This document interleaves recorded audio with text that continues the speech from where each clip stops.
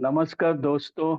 मेरा नाम साइमन है और मैं एक बेवड़ा हूँ। भगवान की कृपा, इस सुंदर संगठना, आज मैं कोई प्रकार का शराब नहीं पिया हूँ और पीने की गरज भी नहीं है आज मेरी जिंदगी में। आज ये दिव्या ग्रुप ने मुझे एक अपॉर्चुनिटी दी है इमोशनल सोब्राइटी के बारे में बात करने के लिए। ये बहुत से गहरा प्रकार है बोलो, या मेरा एक बिहेवियर पैटर्न है जो मैं हमेशा दुनिया से छिपाता रहा हूँ, और ये संगठन में आने के बाद मुझे मौका मिला इस भावना से बाहर निकल के दुनिया को फेस करने का, अपने आप से फ्री होने का, ये भावना से, इमोशन से। सबसे पहले हमारा जो बीमारी है ये तीन हिस्से में है: mental, physical and spiritual. Emotion जो भाग है वो स्पिरिचुअल भाग में आते हैं।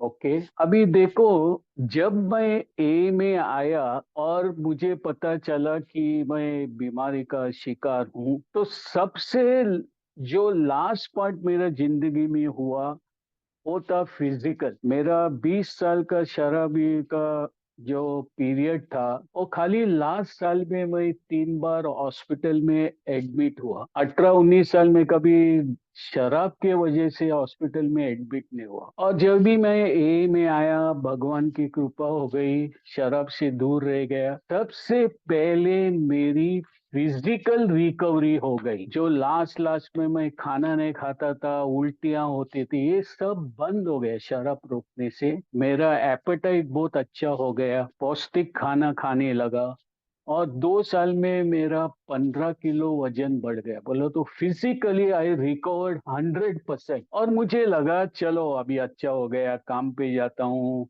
पैसा कमाता हूँ, सब लोग खुश है, घर वाले खुश है, आजू बाजू सब लोग।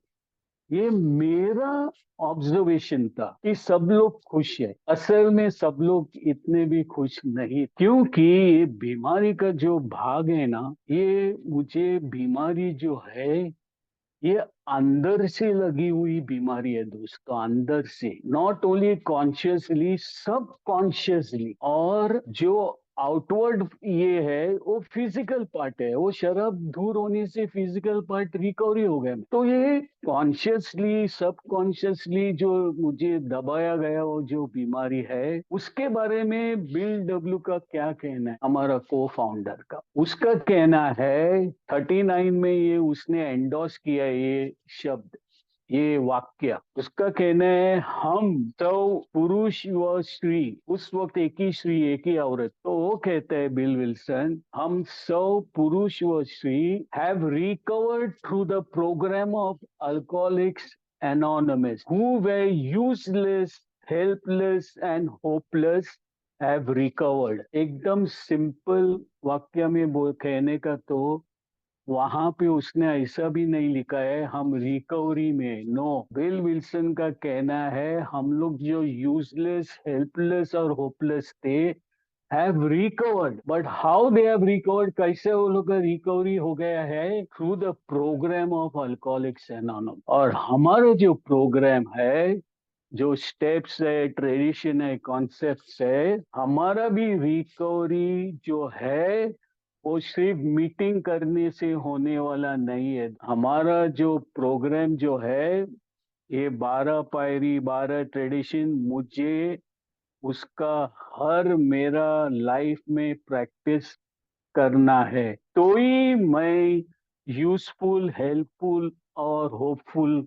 बन सकता हूँ। क्यों, क्या है ये बीमारी, क्या है एक्चुअल? देखो, हम हमेशा ये में शेयरिंग में सुनते हैं, अरे बीमारी का, मेरा नौकरी गया, औरत छोड़ के गया, मेरा बिजनेस लॉस हो गया। दैट इज नॉट बीमारी एक्चुअली, वो बीमारी नहीं है दोस्तों, वो एक बीमारी का रिजल्ट है, रिजल्ट। तो बीमारी क्या है एक्चुअली? बीमारी इज जो मैं चाहता था, जो मैं करना चाहता था मेरा जिंदगी में, ये बीमारी ने मुझे करने नहीं दिया दोस्तों। मैं शराब थोड़ा पी के काम पे जाना चाहता था, मेरा फैमिली को, परिवार को अच्छे से देखभाल करना चाहता था, अपने आप को मैं अच्छा बनाना चाहता था, लेकिन जब मैं ये बीमारी का शिकार बन गया हूँ, जैसा जैसा बीमारी मुझसे जो करवाता था, वही मैं करने लगा हूँ। ये मेरा बीमारी है। The disease never allowed me to do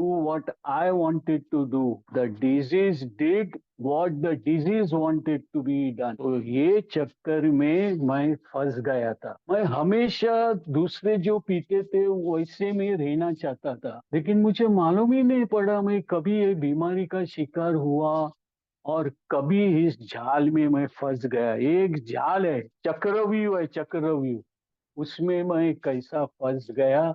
और फंसते फंसते शमशाद घाट तक मैं चला गया।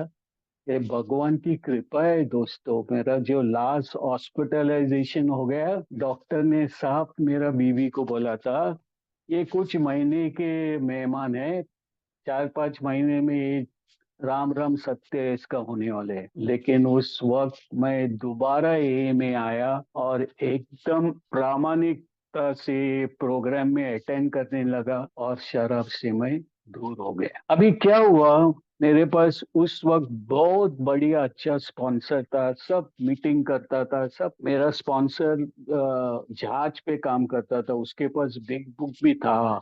उसने मुझे बिग बुक दिया था, उसने कुछ बिग बुक में मार्किंग किया था, ये सब तुम्हारा जिंदगी में हो रहा है, इसके ऊपर ध्यान दो सब। लेकिन क्या हो गया दोस्तों, मैं शराब से दूर रहने से इतना खुश रह गया ना, मेरे को लगा सब दुनिया खुश है मेरा बिहेवियर के इससे सब कुछ, और मैं इसके आगे कुछ किया नहीं। लेकिन हंसते हंसते इसका मुझे मुबदला भरना पड़ा दोस्तों। अभी क्या होता था, एक एक एग्जाम्पल मैं देना चाहता हूँ। मैं जब भी घर आता था ना, मीटिंग करके, रात को हमारा मीटिंग 8:30 बजे खत्म होता था शाम को, मैं ग्राउंड फ्लोर में रहता हूँ, मैं खिड़की के पास आता था ना मेरे, तो मेरे दो लड़कियां, औरत क्या हंस हंस के टीवी देखते थे। लेकिन जब मैं घर में बेल बजाता था, सब सुनसान होता, टीवी बंद, दोनों बच्चे बेडरूम में, और औरत मेरा बोलता था, अरे आ गए, आओ आओ आओ, रिमोट लो टीवी का। और मैं क्या खुश होता था यार, मैं एक किंग किंग राजा आ गया, सब लोग डिसिप्लिन हो गया। फिर मैं मेरा चैनल देखता था, औरत गरम करके खाना देती थी, सब कुछ। और क्या हो गया ना, मेरा अंदाज जो था ना लाइफ के बारे में, वो तो कुछ अलग ही था। तो मैं सोच रहा था ये सब खुश है, सेक्स के बारे में भी औरत हमेशा तैयार था। क्या मालूम उसको डर था, कुछ भी हो जाओ मेरा पति शराब के और जाना नहीं चाहिए। देखो, शराब से दूर रह के भी वो सिर्फ त्याग त्याग ही करती थी मेरे। लेकिन एक टाइम मेरा जिंदगी में ऐसा आया, मैं अपने आप से खुश नहीं था दोस्तों। देखो, यू कैन, इंग्लिश में एक कहावत है, you can fool a person for some time, not all the time. तो मैं शराब से दूर रह के भी I was fooling, trying to fool everybody all the time, but actually inwardly, अंदर से मैं अपने आप को ही फूल कर रहा था। और 2.5 साल के बाद मैं अपने आप से ही परेशान हो गया। देखो, मेरा मोनो, क्या बोलते हैं उसको, डिक्टेटरशिप घर में कैसा चलता था। फॉर एग्जाम्पल, औरत बोलती थी चलो ऐसा ऐसा होटल में हम खाना खाने को जाएगा, ओके, मैं तय करता था कौन सा होटल में जाना। जब भी मेनू आता था, मेरा लड़की बोलता था हम ये मंगाएगा, तो मैं बोलता था नहीं, ये अच्छा अच्छा नहीं है, मेरे हिसाब से मेनू होता था। तो सब कुछ मैं कंट्रोल करता था और मैं शेयर करता था नेक्स्ट डे मीटिंग में। अरे कल मैं औरत बच्चे लोग को लेके गया, मस्त होटल में खाना खाया, क्या खुशी खुशियां। देखो, सब डिक्टेटरशिप मैं करता है और मैं शेयर करता हूँ मेरा परिवार कितना खुश है।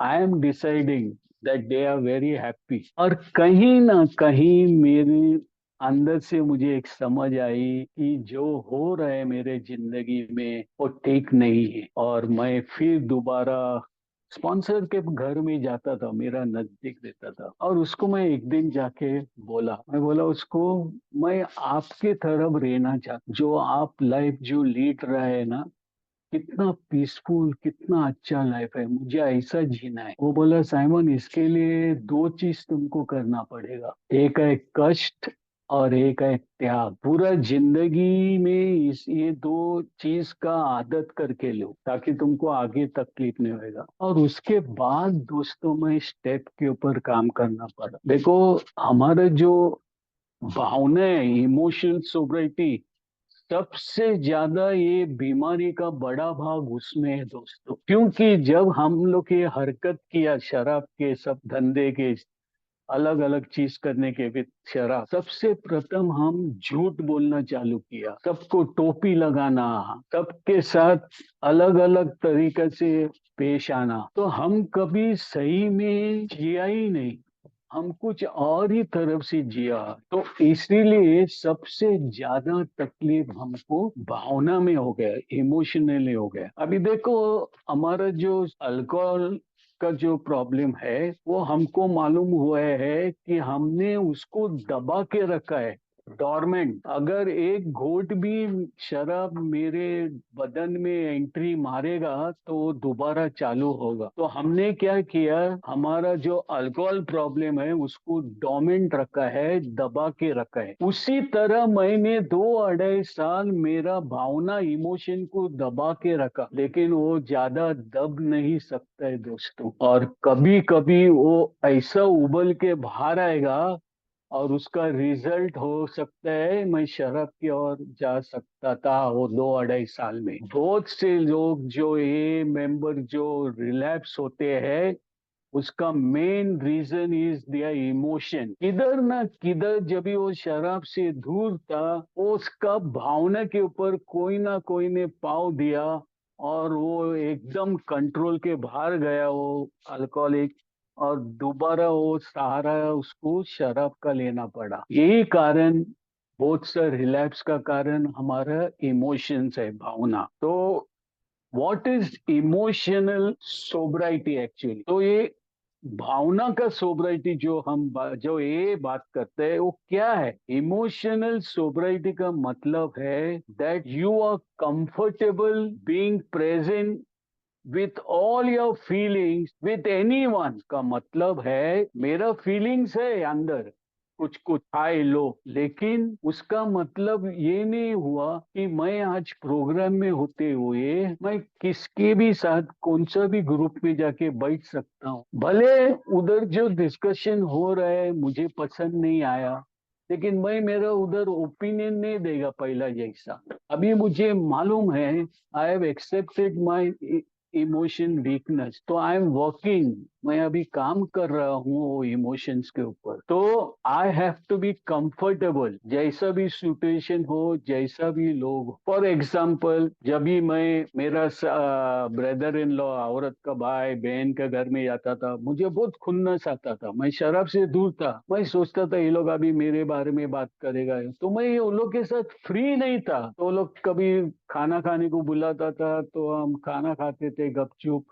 वो लोग हंस हंस के बात करते थे, मेरी औरत, उसका भाई, उसका बहन। मैं नहीं हंस सकता था क्योंकि मेरा अंदर ही अंदर वो लोग के बारे में कुछ अलग अलग विचार आते। सचमुच में ऐसा सिचुएशन नहीं था, लेकिन मेरा फीलिंग्स है ना, वो मैं इतना दबा के रखा था, वो मैं कभी शेयर नहीं किया था किसी से। तो हंसते हंसते मुझे मालूमात हो गया कि ये जो मेरा इमोशंस है, ये मैं ज्यादा देर तक अंदर ही दबा के रखूंगा तो I will never be able to live in joy. जो ये हमको बताते हैं जॉयस लिविंग, मैं प्रिटेंड कर सकता हूँ। जैसा मैं 2 अढ़ाई साल बहुत प्रिटेंड किया, कोई भी मुझे पूछता था साइमन तू कैसा, अरे मैं बहुत खुश हूँ यार, ऐसा है वैसा है। अंदर से मैं खुश नहीं था। वो पीने का टाइम भी मैं ऐसा ही बोलता था ना लोगों को, वो आज भी ऐसा ही बोलता था मैं 2 साल 2 अढ़ाई साल। और फिर जब भी मैं ये स्टेप के ऊपर काम करने लगा, स्टेप के ऊपर काम करना बोला, तो ये 12 पायरी जो हमको दिया है, डिजाइन जो किया है 12 ट्रेडिशन भी, इसमें अगर आप देखेगा, मैं मेरा खुद का अनुभव है, मुझे आप मेरे बारे में बहुत काफी जानकारी मिली। It is not a knowledge gaining of this 12 step of others personality, नहीं, मुझे मेरे बारे में भरपूर जानकारी मिल गई कि मैं क्या हूँ। और ये मेरे लिए बहुत महत्व की बात है कि मेरे बारे में पूरा जानकारी मुझे मिलना। तो मैं उसके ऊपर काम कर सकता हूँ। जब भी मुझे मालूमात होता है मैं कौन हूँ, क्या कमियां हैं मुझे, तो ये स्टेप्स के ऊपर काम करते करते कहाँ ना कहाँ मुझे ये जानकारी मिलने से फायदा हो गया। मैं थोड़ा थोड़ा थोड़ा फ्री होने लगा। और दूसरी बात है, ये इमोशन सोब्राइटी मुझे अलाउ किया एक अनुभव लेने के लिए। कहाँ भी मैं ग्रुप में जाएगा तो मैं कंफर्टेबल फील होने लगा। नहीं तो पहला भी मैं जाता था बहुत ग्रुप में, लेकिन मैं अकेला एक बाजू में कोपरे में बैठता था। शेयरिंग को बुलाया तो बुलाया, कुछ नहीं। अभी ऐसा नहीं है, मैं कौन सा भी ग्रुप में जाएगा तो हाथ मिलाता हूँ सबसे, भले पहचान हो ना हो। I am comfortable with everybody. वो क्या शेयर करता है, वो क्या करता है, उसके ऊपर मैं निर्भर नहीं हूँ दोस्तों। आज ये दुनिया कैसी चलती है उसके ऊपर भी मैं निर्भर नहीं हूँ। तो ये इमोशन सोब्राइटी का रिकवरी बोला तो I am becoming dependent only on God and myself, not dependent on others. पहला क्या होता था, दूसरों के हाथ में मेरी चाबी थी, वो जैसा घुमाएगा वैसा मैं बिहेव करता था। तो आज ऐसा नहीं है, क्योंकि ये जो 12 पैरी और 12 रुली ने मुझे जो दिया है, ये फीलिंग्स जो मेरे थे, भावना, उससे मैं बाहर निकला हूँ। अभी जो इमोशन सोब्राइटी का है, वो कौन सा फीलिंग्स हमको सताते हैं अल्कोहलिक को? It is feelings of sadness, anger, guilt and Shem. ये चार चीज हमें हमेशा सताते हैं। सैडनेस क्या होता है? दुख, क्यों मैं दुखी हूँ, शराब से दूर हूँ, सब अच्छा है, फैमिली सब। सैडनेस इसलिए मुझे अंदर ही मालूम है मैं किसको कैसा दुखाया है। तो जब तक मैं, देखो आज का ही डेली रिफ्लेक्शन में बात करते हैं, only true positive action can I remove the remains of guilt and Shem. जो मेरे अंदर गिल्ट और शेम है, ये मैं पॉजिटिव एक्शन से बाहर निकल सकता हूँ। क्योंकि मेरा जो बिहेवियर था ना, जो मेरा स्वभाव जो था, उसने मेरा आत्मा को बहुत बहुत, क्या उसको बोलता है, बहुत बहुत दुख दिया है दोस्तों। ठोस ठोस पहुंचाई है मेरे आत्मा को। और स्टेप 8 जो है आज का जो daily reflection, it is a way of forgiving my self. चलो साइमन, हो गया तुमसे ये एक चीज, अभी मूव ऑन, आगे बढ़ो। एक वर्ड यूज किए आज का डेली रिफ्लेक्शन में, I elevate much of the hidden damage. जो छुपा हुआ डैमेज है भावना मेरे अंदर, आई एलिवेट। एलिवेट का मतलब है to make something less painful. ये कैसा होता है possible? by working the step, forgiving myself, forgiving others, and moving forward. जब भी मैं मूव होता हूँ, ऐसा नहीं है कि मेरे सब भावना खत्म हो जाते हैं, नहीं, वो आस्ते आस्ते कम होते जाते हैं, लेस, दे आर लेस। अभी ये इमोशन सोब्रिटी से बाहर आने के लिए मुझे क्या करना पड़े? सबसे प्रथम मुझे अवेयरनेस होना चाहिए। हाँ, मुझे 2.5 साल लगा अवेयर होने के लिए कि मेरी भावना में बहुत बहुत उछल फर्क हो रहा है, मैं सब सिचुएशन हैंडल नहीं कर सकता हूँ। तो I have to be aware.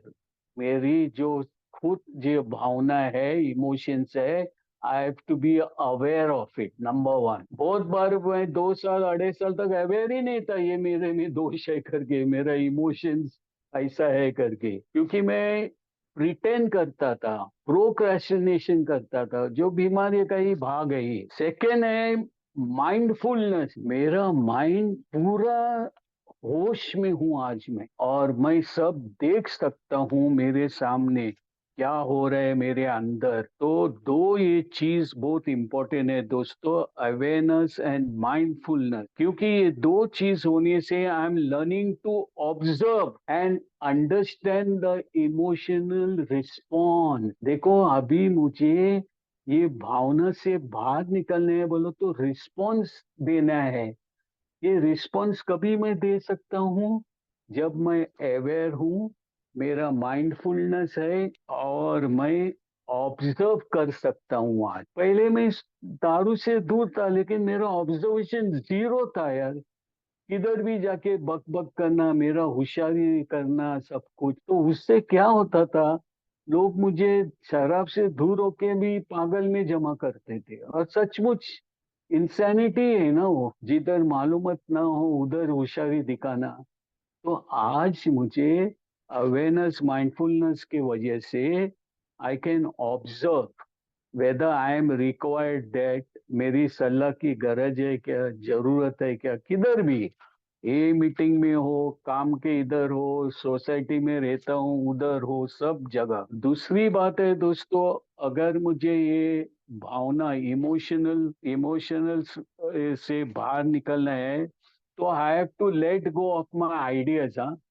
मेरा आइडियाज चलने वाला नहीं है दोस्तों, सचमुच में। और मुझे याद आया एक बहुत अच्छी चीज, जब भी मेरा 1 साल का बर्थडे था ना, बहुत बड़ा धूमधाम से मीटिंग, हमारा घर में डिनर, सब कुछ ये सब हो गया। तो जब भी मुझे कॉन्ग्रेचुलेशन करता था तो एक मेंबर, बहुत जुना मेंबर है, वो मुझे हाथ मिलाया, बोला Simon very good keep it up. उसने एक वाक्य मुझे जब भी बोला दोस्तों, मेरा फर्स्ट बर्थडे टोकन लिया जब भी, और बोला Simon, just because you are sober the world will not come to your terms. देखो आप शराब से दूर है, 1 साल हो गया, इसीलिए दुनिया तेरे हिसाब से नहीं चलेगी। You have to come to the terms of the world. आपको दुनिया का हिसाब से चलना पड़ेगा। देखो, और इमोशनल रिकवरी यही है दोस्तों। मेरा टर्म से मेरा घर भी नहीं चल सकते दोस्तों, मुझे उन लोग का हिसाब से आज चलना है। आज मैं ऑस्ट्रेलिया में सिडनी में मेरा लड़की के पास हूँ, कुछ कुछ हद तक उसका हिसाब से मुझे चलना है। मैं मेरे घर में जैसा रहता हूँ यहाँ नहीं रह सकता हूँ। तो ये बात का मुझे तकलीफ नहीं होती है। आज कुछ साल पहले तकलीफ हो सकती थी लेकिन आज नहीं होता है। I have accepted the way of her life. इधर का जो लिविंग है वो स्टैंडर्ड से मुझे आज रहना है। कभी भी मैं उठ के कुछ भी करूं जो मेरा घर में करता है, ऐसा नहीं होता है। अभी मुझे आदत है जल्दी उठने का, इन लोग सब सोएला रहते हैं। मैं 5 बजे उठता हूँ तो मैं अपना, गैलरी है, गैलरी में बैठ के मैं मेरा प्रार्थना करता हूँ, बैठता हूँ, ईयरफोन लगा के गाना सुनता हूँ, तो टाइम पास करता हूँ। मैं ये नहीं चिड़चिड़ा नहीं होता हूँ, क्या यार ये सब लोग सोइल है क्या करने का, ऐसा नहीं है दोस्तों। देखो आज संडे है, आज मैं उठा, मैं बोला ये सब लोग सोए ले क्या करेगा, तो मैं उठ के कपड़ा डाला और एक लंबा वॉक के लिए गया और गार्डन में जाके प्रार्थना करके गार्डन में बैठा। जब तक मैं वापस आया 7:30 बजे थे, जब तक इन लोग उठा था सब। तो मुझे आज एक्शन लेना है मेरा इमोशन के ऊपर। हाँ, मैं बिछाना में पड़ के सोएगा क्या यार, मैं क्यों इधर आया यार, ये लोग सब आलसीपना करते हैं। अरे वो लोग काम पे जाते हैं बाबा, आज छुट्टी है, आज वो लोग सो सकते हैं आराम से। तो मेरा इमोशंस को अभी दबाने का मुझे जरूरत नहीं है, उसके ऊपर मुझे एक्शन लेना है। अभी मेरा, अगर मैं देखूं how I have recovered from emotional recovery, जब भी मैं मेरा भूतकाल देखता हूँ, ऐसे बहुत सिचुएशंस है जिससे मुझे बहुत दुख होते थे। मैं फ्री नहीं था वो एटमोस्फियर में, बोला तो कभी कभी बड़े बड़े आदमी लोग का बीच में मुझे जाना पड़ता है, हमारे कुछ फ्रेंड सर्कल है, तो उन लोग का टॉपिक सब अलग अलग रहते हैं, तो मैं एकदम अनकंफर्टेबल फीलिंग होता था मुझे। आज नहीं होता है दोस्तों, मैं बैठता हूँ, वो लोग जो बात करते हैं उस सुनता हूँ, उसका मुझे फायदा होता है कि ऐसा ऐसा भी चीज दुनिया में होता है जिसका मुझे नॉलेज नहीं है। So I'm getting that knowledge. नहीं तो मैं बैठ के कोसता था ये सब बड़े बड़े लोग हैं यार, सब फालतू बात करते हैं। नहीं नहीं, कोई भी दुनिया में अभी मेरे लिए ऐसा फालतू और गया गुजरा नहीं है।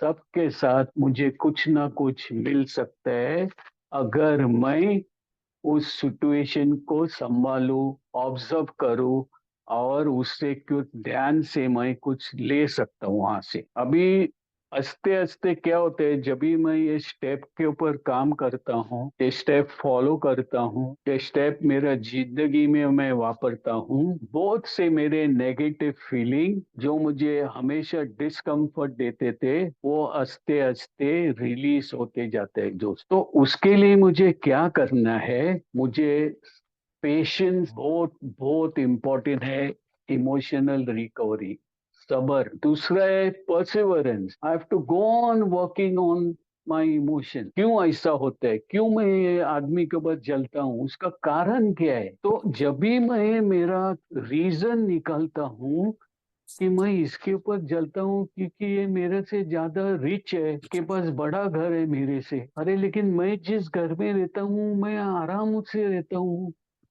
मुझे सब कुछ आराम है जिंदगी में, तो क्यों मैं इसके ऊपर जलता हूँ। तो ये जब भी मैं रीजन ढूंढ के निकलता हूँ, ये नेगेटिव फीलिंग से मैं कंफर्ट जोन में आता हूँ। क्यों मैं उसके ऊपर काम करने लग जाता हूँ, क्योंकि ये इमोशनल रिकवरी का जो जर्नी है, ये बहुत चैलेंजिंग जर्नी है दोस्तों। जो शराब से हम दूर रह गए ना, वो तो कुछ भी नहीं है मेरे लिए, सचमुच में बोलूं तो, क्योंकि मुझे मालूम था अगर मैं शराब नहीं रोकूंगा तो मैं मर जाऊंगा।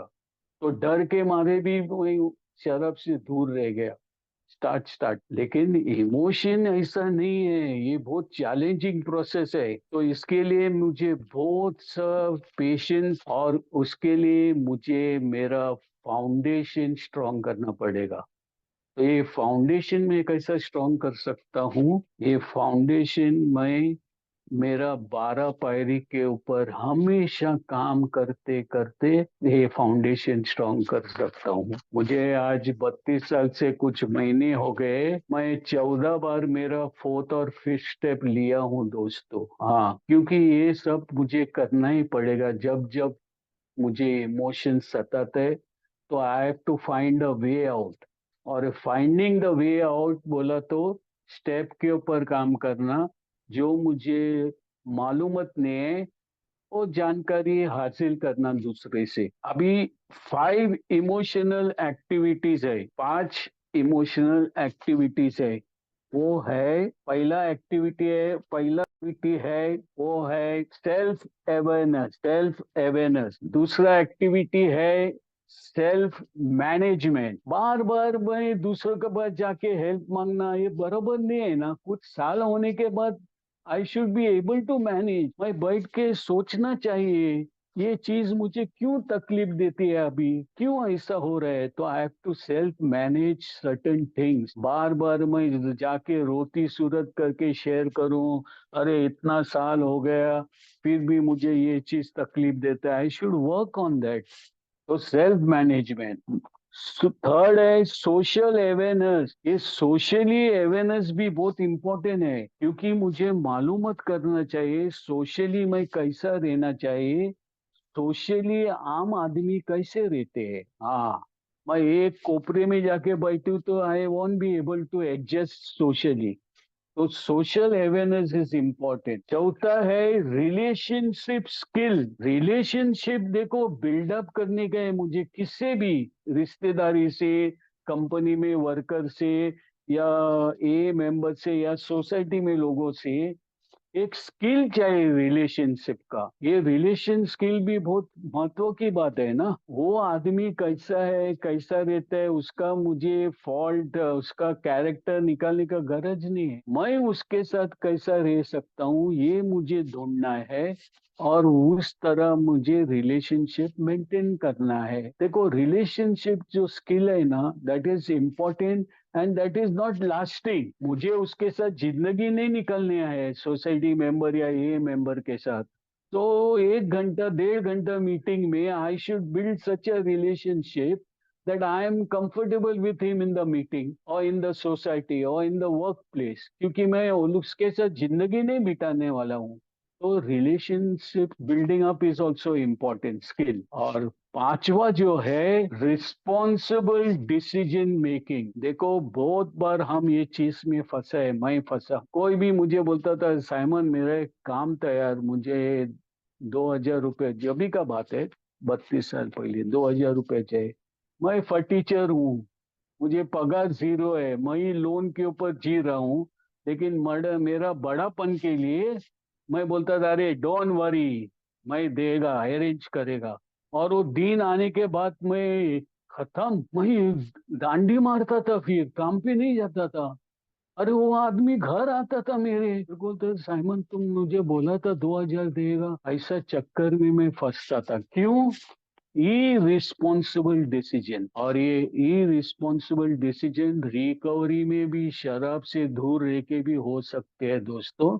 मेरे बारे में ये हुआ है। एक ए मेंबर मेरे पास पैसा मांगने को आया था, और मेरा स्पॉन्सर को मैं बोला, वो बोला देखो मेरा सुनना है तो उसको पैसा मत दो, अगर देता है तो ऐसा दे दो कि वो पैसा वापस आने का उम्मीद मत रखो। और मैं दिया वो आदमी को। उस टाइम में बड़ा रकम था उस टाइम का, ये अबाउट 29 ईयर्स अगो। 20,000 रुपया मैं दिया था उस टाइम में। और 5-6 साल मुझे बहुत तकलीफ हो गया दोस्तों। वो आराम से मीटिंग में आके बैठता है, और वही मीटिंग में मैं अनकंफर्टेबल होता हूँ। देखो मैं उसको पैसा दिया है, वो आराम से बैठा है, क्योंकि उसको उसने सब इमोशन को दबा के रखा है। थिक स्किन बोलते हैं हम लोग इंग्लिश में। तो फिर मैं स्पॉन्सर के पास गया, स्पॉन्सर बोला तुमको मैं बोला था, तुम इतना बड़ा रकम क्यों दिया? लेकिन भगवान की कृपा हुई, एक दूसरा मेंबर इंटरफेयर हो गया, और 7 साल के बाद उसने मेरे थोड़े थोड़े करके पैसे दिए। इसको बोलता है यू रिस्पॉन्सिबल डिसीजन। तो इमोशन सोब्राइटी के लिए मेरा जो डिसीजन है सबके बारे में, फैमिली के बारे में, घर के, अपना सोसाइटी के बारे में, काम, एक रिस्पॉन्सिबल आदमी जैसा मुझे जीना है। आज पहला जो मैं जिया वो कंप्लीट इरिस्पॉन्सिबल अभी नहीं चलेगा यार। मुझे सोच समझ के जीना है, सोच समझ के डिसीजन लेना है, जो मेरे लिए और मेरा परिवार के लिए अच्छा हो। तो ये 5 चीज है हमारा इमोशनल एक्टिविटीज के लिए। Emotional sobriety is also about acceptance and giving your self permission to feel whatever your body feels. अरे बहुत इंपॉर्टेंट है, whatever my body feel. What है उसका मतलब क्या है मालूम है? अगर मुझे कुछ बात के लिए आज भी गुस्सा आता है तो ठीक है, आई हैव टू एक्सेप्ट। हाँ मुझे गुस्सा आया, मैं ये नहीं कर सकता हूँ आज नहीं नहीं मेरा पोता ने ऐसा किया वैसा किया, नहीं नहीं नहीं, वो बच्चा है यार, वो 11 साल का है, एक 7 साल का है, उसका हिसाब से वो रहने वाले है। तो आई हैव टू एक्सेप्ट, जहाँ मुझे गुस्सा आया वो लोग के पर, ये मेरा प्रॉब्लम है, वो लोग का नहीं प्रॉब्लम है। तो I have to give way, मुझे एक्सेप्ट करना है कि ये हो रहा है मेरे में आज भी। ऐसा नहीं है कि मैं टोटली इमोशनल से रिकवरी हो गया, नहीं, आज भी कुछ कुछ चीज मुझे सताती है, लेकिन उससे मैं एक्सेप्ट करता हूँ, मैं अवेयर हूँ, और ये मेरा ये दोष, ये मैं मान्य करता हूँ। तो I don't get upset on others. पहला मैं दूसरे लोग के लिए ही ब्लेम करता था। तो इमोशनल सोप्राइटी रिकवरी क्या देता है मुझे? एक इक्विपमेंट देता है मेरे लिए, जो नेसेसरी स्किल मिलता है टू मेंटेन मेरा पीस। और जो पीस है ना, हम जो बात करते हैं सेरेनिटी, ये सिर्फ मुझे इमोशनल सोब्राइटी से मैं बाहर आऊंगा तो ही ये मिल सकती है दोस्तों। सिर्फ शराब से दूर रह के I will not get serenity, peace of mind. So I have to be equip. ये स्टेप्स जो है, 12 रूढ़ी जो है, ये मेरे एक इक्विपमेंट है, मेरा सारा है, कैसा मैं मेरा इमोशंस को मैं हैंडल कर सकता हूँ। तो when I know how to handle, I can get peace of mind by handling my emotion. तो how do I maintain my emotion sobriety? मैं कैसा मेंटेन करता हूँ? मैं पार्टिसिपेट करता हूँ हर एक चीज में, ये बहुत इंपॉर्टेंट बात है दोस्तों। मैं अकेला नहीं रहता हूँ। अभी मेरे बच्चे 2 नातू है, मेरी लड़की बोलता है डाडा वो लोग को लेके जाओ ना ग्राउंड। मैं बोलता है नहीं यार मुझे कंटाला आता है। नहीं नहीं, मैं पार्टिसिपेट करता हूँ, मैं जाता हूँ उन लोग के साथ ग्राउंड में। बहुत बड़े बड़े ग्राउंड है इधर आजू बाजू, मैं खेलता हूँ उन लोग के साथ। ज्यादातर से वो लोग ही खेलता हूँ, लेकिन मैं वो टाइम देता हूँ उन लोग। मैं अलग नहीं रहता हूँ, नहीं नहीं मुझे ये पसंद नहीं, वो नहीं। आज मैं पार्टिसिपेट करता हूँ सब चीज में। अभी दूसरी बात है, मैं बहुत सा रिकॉर्डिंग किया है, शेयरिंग और म्यूजिक। तो जब मैं अकेला फील करता हूँ, मैं शेयरिंग सुनता हूँ मेरा ईयरफोन लगा के, मैं म्यूजिक सुनता हूँ। मेरे नए नए हॉबीज, मैं बहुत से पिक्चर देखता हूँ। इधर कोई नहीं रहता है घर पे, खाली औरत और मैं ही रहता हूँ। बच्चे स्कूल पे जाते हैं, जावई लड़की काम पे जाते हैं। मेरा औरत कुछ रीडिंग करता है बेडरूम में, मैं हॉल रूम में टीवी देखता हूँ, पिक्चर देखता हूँ। तो मेरा टाइम जो कंज्यूमिंग है वो मुझे अभी मालूमात हुआ है कैसे अपने आप को मैं हैंडल करना चाहिए। ये बहुत इम्पोर्टेंट है मेरे इमोशन का हिसाब से। तो अगर कोई ग्रुप पिकनिक को जा रहा है तो मैं उन लोगों के साथ पिकनिक को जाता हूँ, मैं अकेला नहीं हूँ दोस्तों। आज हमारे एक ग्रुप है सीनियर सिटीजन का, किधर किधर हम घूमने को जाते हैं, पिकनिक को जाते हैं। I try to be with them. मैं सब कुछ वो लोग के साथ एंजॉय नहीं कर सकता हूँ, but I am comfortable with them. बात इधर इमोशंस के जब भी आते हैं, मैं आज अनकंफर्टेबल नहीं हूँ कौन सा भी सिचुएशन में, क्योंकि मेरे में पेशेंस आया है, टॉलरेंस आया है।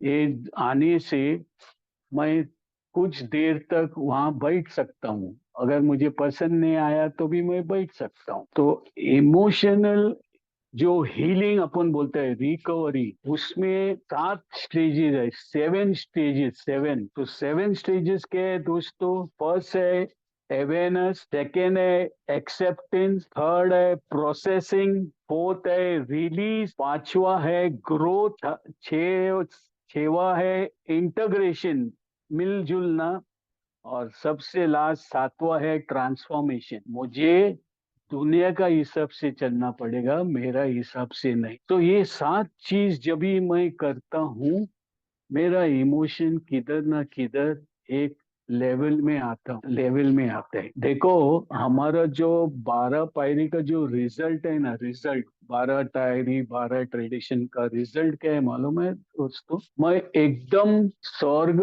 का दरवाजा खुला नहीं किया हूँ। ये 12 रूली 12 पायरी मेरा जिंदगी में वापर, लेकिन मैं नर्क का दरवाजा को लॉक किया हूँ। ये मेरे लिए मेरी सबसे इमोशनल रिकवरी है। दूसरी बात है, अगर मुझे जिंदगी में इस दुनिया में खुशी से रहना है, मस्त रहना है, तो ये प्रोग्राम द्वारा 3 चीज मैं हासिल किया है मैंने।